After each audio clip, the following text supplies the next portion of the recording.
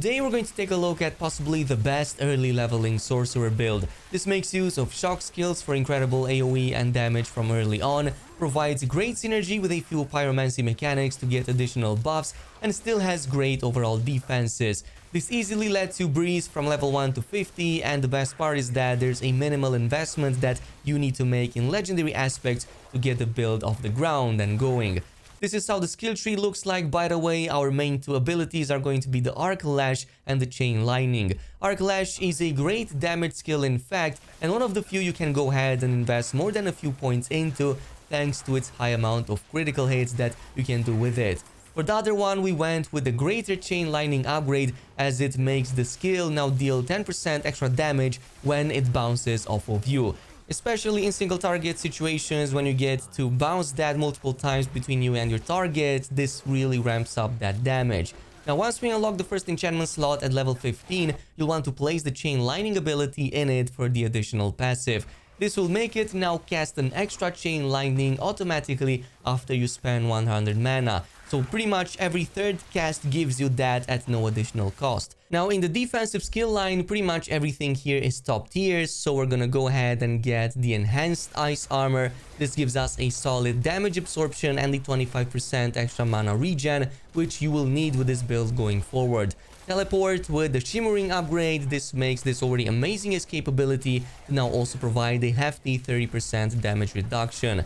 And finally, Frost Nova. This is a great enemy CC ability to keep everything in place while you unleash your damage, but also one of the only ways to make enemies vulnerable via the mystical Frost Nova upgrade. Later on, we can combine this with the aspect of control to deal much higher damage to enemies that have been frozen. Now, from this point on and all the way down to the ultimate, you'll mostly want to focus on some of these passives right here to boost mana regen, damage, and a few of our defenses. So we're going to pick Glass Cannon, which gives us a hefty damage buff, but also increases the damage we receive from enemies. So to counter that a little bit, we're gonna go with the other passives right here, including Mana Shield, as it gives us a damage reduction buff every 100 mana that we spend. To get it in the first place, you will also need that 1 point in to align the elements, which is not too bad despite a recent nerf. This gives you a stacking damage reduction against elites for each second you haven't taken damage from one, up to 40%. And finally, protection is also good here. It gives us a barrier whenever we use cooldowns, and I actually found the uptime on this to be really good, since this build kinda uses these abilities that we have like Frost Nova and Ice Armor fairly often to constantly keep this up.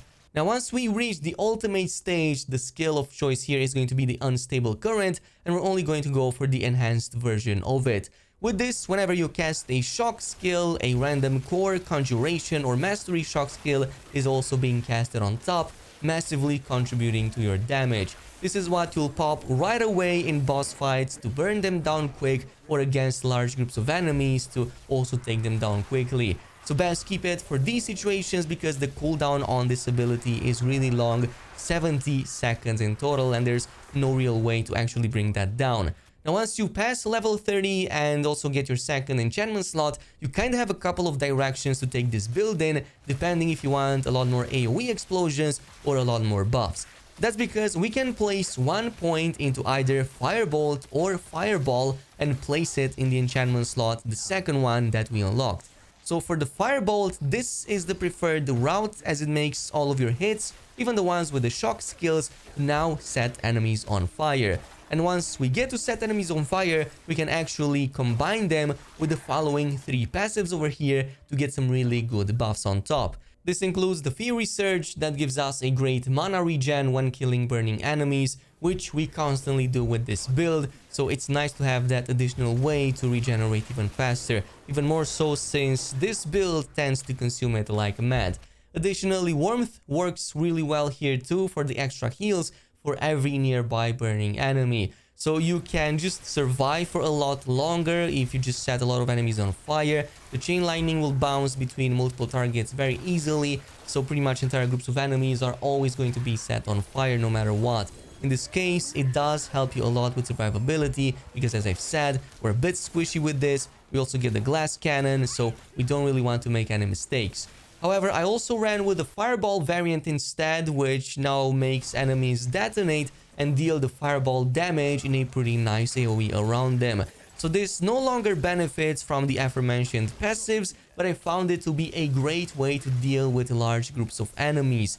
So as soon as one target pops, it kinda starts a whole chain reaction that takes everybody else down really quickly. I actually found it to help me quite a bit with extra clear times in a few situations, but it's a matter of preference over here. You can totally go with the first one. In that case, you would also get additional mana regen. However, it's completely useless against boss enemies because you're not getting that explosion until the very end and only for like a bit of damage. That's why later on it's preferred to go back to the Firebolt. Now for the final capstone skill, we went with the Veer's Mastery. Essentially, this buffs your own damage with shock skills against close ranged enemies and simultaneously also debuffs their damage so that you don't perish too quickly.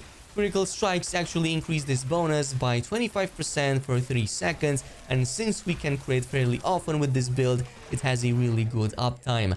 And otherwise, that's kinda it with how the build looks like. As I've said, if you already have this, you kinda have it going off the ground and it's already dealing nice damage, but there are some legendary aspects that can make it even better.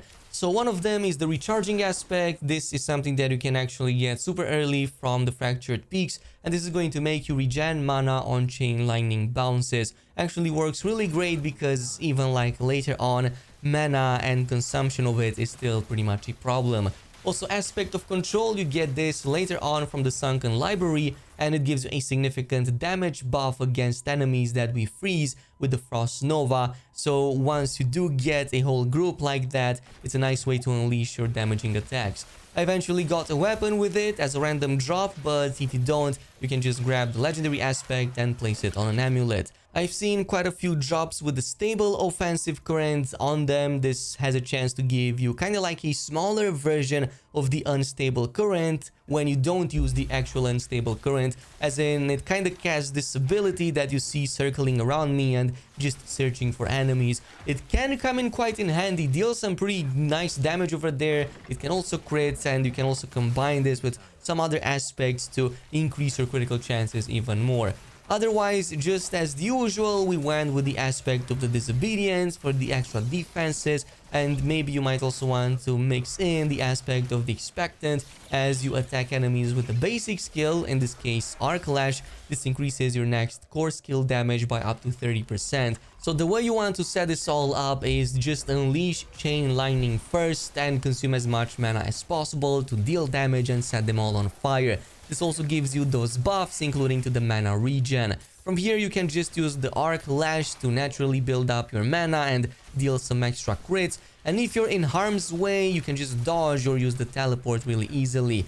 Also, during this, don't forget about your Ice Armor, because that further gives you even more mana regen, so it helps a ton to quickly come back with more Chain Lightning. Even more so, Frost Nova here helps a ton to keep enemies in place as they get frozen, and you also get to place a vulnerability debuff on them, further increasing your damage, which by the way also works on bosses too. Even if they don't get frozen, they do get the vulnerability debuff, so totally worth using against them. And finally, if you are fighting groups of elites or just bosses, you can go ahead, pop the unstable current, zap everything around you and just burn them down. And that's pretty much it with the build. Let me know down below if you're playing a sorcerer, and if so, what build are you using? In the meantime, thanks so much for watching, and I'll see you guys in the next video.